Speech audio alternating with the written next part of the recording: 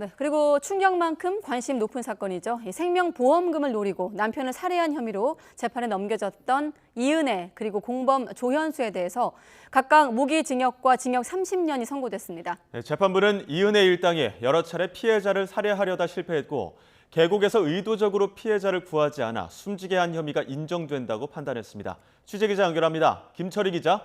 네, 사회일부입니다. 네, 속보가 어떻게 나올까 궁금했는데 계곡 살인 사건, 사회적 공분이 여전합니다. 이은혜가 무기징역을 선고받았네요. 네, 인천지방법원은 살인과 살인 미수 등 혐의로 재판에 넘겨진 이은혜와 조현수의 선고 공판에서 각각 무기징역과 징역 30년을 선고했습니다. 재판부는 이은혜와 조현수가 마땅히 해야 할 구조 활동을 하지 않아 피해자를 숨지게 했다며 부작위에 의한 살인 혐의를 인정했습니다. 수영하지 못하는 피해자에게 물속에 뛰어내리게 한 뒤 구하지 않고 내버려둬 숨지게 한 사실이 인정된다는 겁니다. 다만 심리적 지배, 이른바 가스라이팅을 통한 직접 살인 혐의는 인정하지 않았는데요. 정상적 판단이 불가능했다는 검찰 주장과 달리 피해자가 위험한 상황에서 이은혜의 요구에 거부 의사를 여러 번 밝혔다는 겁니다. 오히려 다이빙 당시 주변에 있던 조현수 등이 언제든 자신을 구해줄 수 있는 상황으로 생각하고 아래로 뛰어내린 것이라고 봐야 한다고 덧붙였습니다.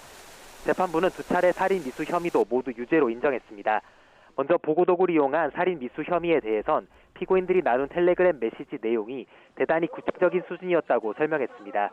또 관련 메시지 포렌식 작업을 참관한 뒤 두 사람이 도주한 점과 당시 사건에 맞춰 피해자의 생명보험 효력을 부활시킨 점 등을 고려하면 살해 의도를 인정할 수 있다고 봤습니다.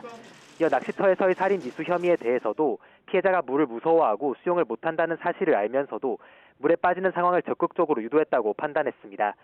재판부는 남편이 사망할 거라고 예상하지 않았다면 이은혜가 남편의 생명보험 효력을 6번이나 복원할 이유가 없었다며 보험금을 노리고 남편을 살해했다는 혐의도 인정했습니다.